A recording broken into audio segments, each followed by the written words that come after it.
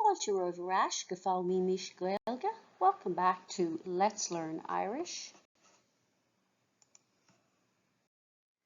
Level A1, Topic a Cúig, Rannóg Bearnaí, Scríbhneoireacht.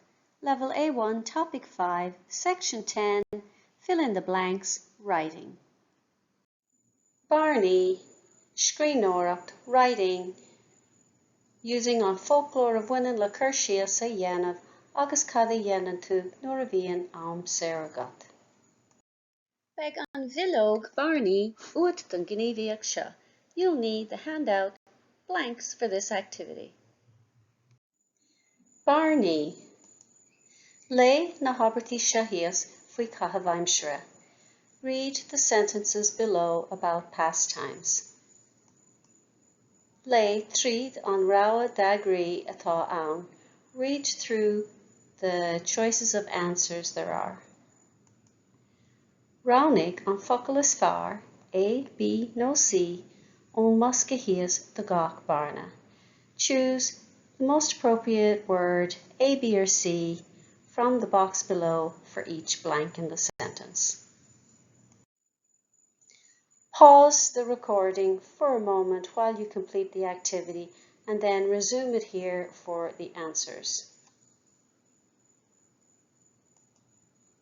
Ibrahim, Team gudi an ficturelan. Ivradó, Féachim an telefís. Ivra trí, Éistim leis an radio. Ivra cahar, Team chuig drámaí le ma bhean chéile. Ivra cúig, an déan tú gudi an airplan go minic. Ivra sé, an má leat ceol clasicach. Ivra seacht, níl simdá laid agam sa cheol tradiisiúnta. Ivra hocht, Téim gudi an teachtarna ag an deire seachtaine. Ivra ní, cad a dhéanann tú dé dónig? Ivra de is fuail am ladóg. Ivra henjeag, Shanam an guitar le cara san óstán gach dé hína.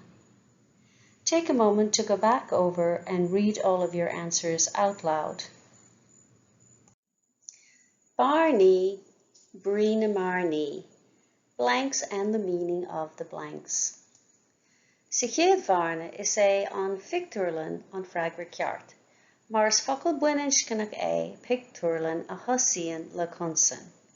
In the first blank, an ficturelan is the correct answer, because it is a feminine word that begins with a consonant. Cuirtar sé bhú más féidir ar ocail bhuineannscinach a thosaíonn le consan iníag an, cosú le an chiistin. A sé bhú is placed, if possible, on a feminine word that begins with a consonant after the article an. For example, an chiistin, the kitchen.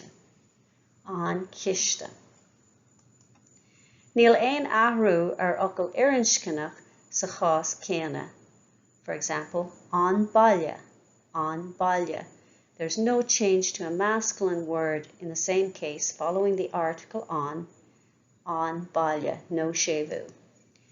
An féidir leat na focail híos a scríobh amach a gheart leis an talt rompu.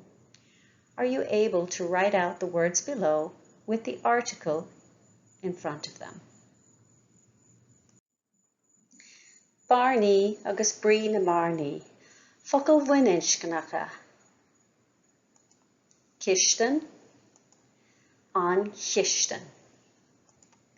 Máthair, an mháthair. Meánscoil, an bheánscoil. Fuinneog, an inneog. Chathair, an chathair. Páirc, an pháirc. Notice each feminine noun takes a sévu after the article an. Agus anis, focail iarnscnacha. Masculine words. Americanach, an Americanach. Canadach, an Canadach. Baile, an baile. Board, an board. Picture, an picture. Ceol, an ceol. Again, masculine nouns have no change after the article an. Masculine nouns that begin with a consonant. Anois, féach an liste seo d'anamachal. Look at the following list of nouns.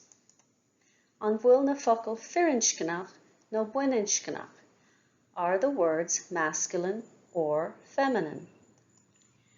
Cuir circle timple an bhreagra ceart. Put a circle around the correct answer. Buin úsáid osam na focal sa tabla hús mar threor.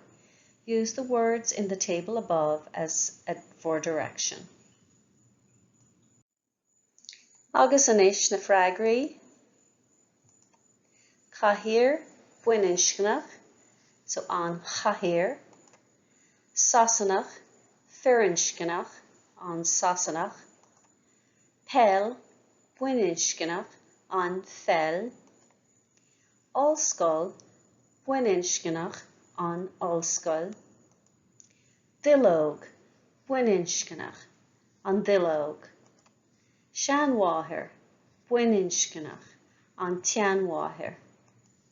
Saidúr firinchcanach, an saidúr. Agus áirclann is buinchcanach, an áirclann. Agus anois, líon isteach an Gaeilge seo a leanas, bunaithe ceiste hain agus ceiste dó. And now fill in the grid below based on question number 1 and question number 2. Scríbh an freagra cuí san áit cheart bunaithe an dá rábha atá agat. Write the correct answer in the correct box based on the 2 choices that you have below. Agus anois, focal firinchcanach a thosaíonn le consan ní chuirtear séimhú ann. A masculine word beginning with a consonant, no séimhú after the article an. Focal buinchcanach a thosaíonn le consan chuirtear séimhú tar éis an talt. A feminine word beginning with a consonant takes on a séimhú after the article an. And that concludes Bearnaí Scríbhneoireacht, our section on writing, filling in the blanks, le folklór a bhaineann le cur síos a dhéanamh ar cad a dhéanamh tú nuair a bhíonn aimsire agat.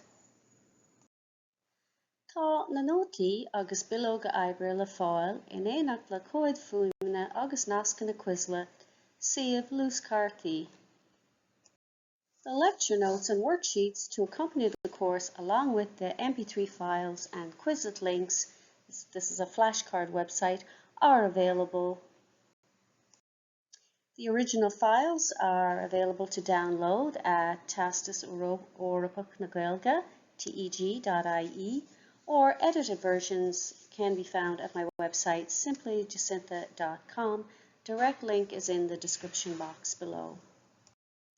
Míle buíochas do Theastas Eorpach na Gaeilge as cead a thabhairt dom úsáid a bhaint as na háiseanna closamhairc atá le fáil ar a suíomh. Many thanks to Theastas Eorpach na Gaeilge for their information to use the learning materials and resources that are available on their website. Tásúlgam gur bhain sibh tanamh as. I hope you enjoyed it and got some use out of it. If you did, like and subscribe and share with your friends who may be interested in learning Irish.